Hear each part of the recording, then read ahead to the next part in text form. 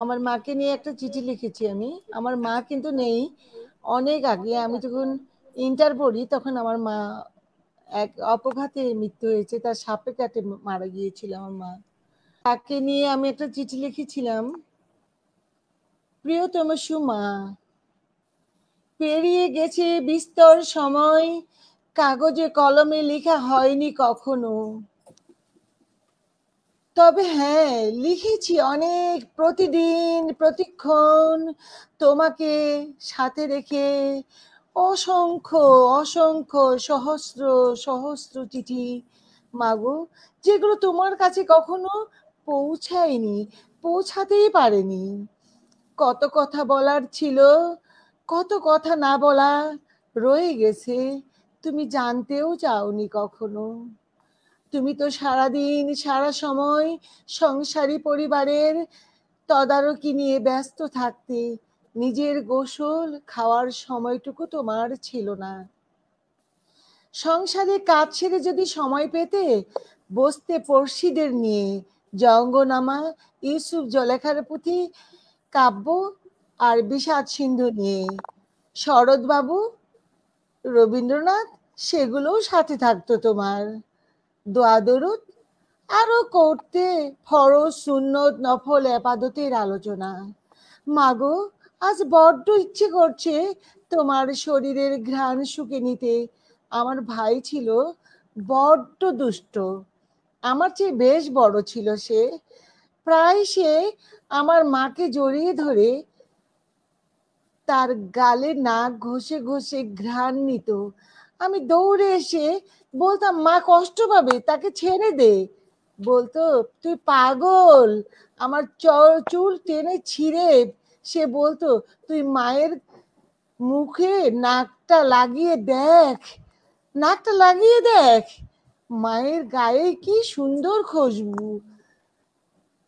আমি আমি সত্যি সত্যি একদিন মায়ের শরীরে নাক ঘষে শ্বাস নিতে গিয়ে দেখি কি অদ্ভুত একটা ঘ্রাণ ভেসে আসছে মায়ের শরীর থেকে। বলি, মাগো, কি তোমার শরীরে, কিসের ঘ্রাণ এটা? মা চমৎকার একটা হাসি এসে বলতো, তোরা দুজনেই পাগল, তোরা দুজনেই এমন পাগল। মায়ের শরীরে আবার ঘ্রাণ থাকে নাকি রে? ওটা হচ্ছে ঘামের গন্ধ, গায়ের ময়লার গন্ধ, এগুলো কোনো সুবাস না। আমি বলতাম, না গো মা, এটা কস্তুরী সুবাস। বলতো, দূর পাগলি, এগুলো কি হয় মায়ের শরীরে? কি আবার বলছে, হয় গো মা, হয়। আমার ভাই বলতো, এই সুবাসগুলো পুরো আমার। আমি বলতাম, না, পুরো আমার। সে নিয়ে আমাদের খুব বাকবিতণ্ডা হতো, তুমি আমাদের সামলে নিতে। সেগুলো কি মনে আছে মা তোমার? তোমার কি সুন্দর চেহারা, টিকালো নাক, টানা টানা দুটো চোখ, কি অদ্ভুত হাসিতে তোমার শরীর ছিল ছড়িয়ে। আমি সারাক্ষণ অবাক হয়ে দেখতাম তোমাকে, কি ধৈর্য তোমার।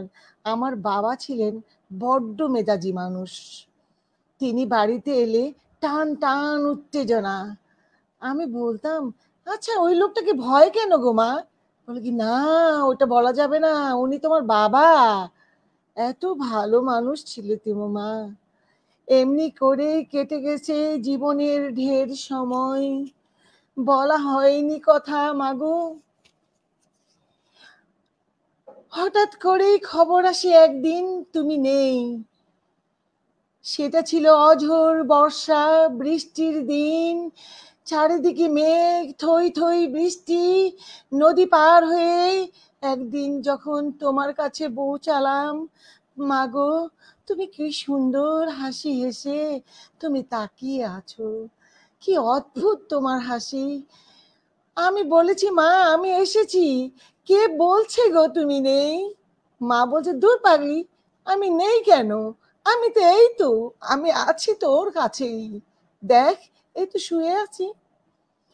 তুমি সেই পুরনো কথাগুলো বলছো, আমি শুনছি।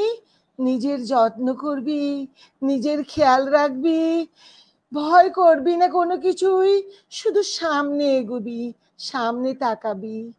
বড় হবি, পড়াশোনা করবি, পড়াশোনা কিন্তু ছাড়িস না। আমি অবাক হয়ে তোমাকে দেখে থাকি আর নিজেকে বলি, মানুষ না ফেরার দেশে পাড়ি জমালে কি করে এত সুন্দর হয়, সুন্দর করে কথা বলে। গোসল করিয়ে সাদা কাপড়ে মুড়িয়ে যখন তোমাকে নিয়ে যায়, কি দারুণ অস্থিরতা, কি দারুণ হাহাকার, কেঁপে উঠে সবাই, কেঁদে উঠে। মা, তুমি কি সত্যি সত্যি চলে যাচ্ছ?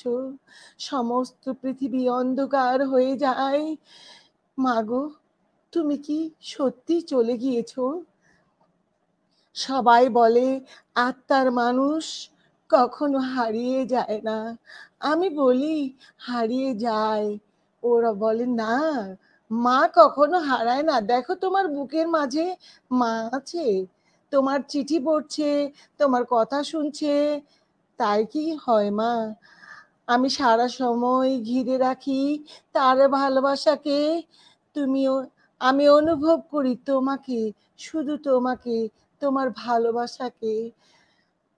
আমি স্পর্শ নিই তোমার সেই গন্ধকে, যখন আমি ব্যাকুল অস্থিরতায়, আমি যখন দিশাহীন, আমি যখন কষ্টে অস্থিরতায় থাকি, তখন শুধু তোমার সেই কস্তুরীর সুবাস আমি বুকে ভরে নিই, আবার বের করে শ্বাস নিই জোরে জোরে জোরে।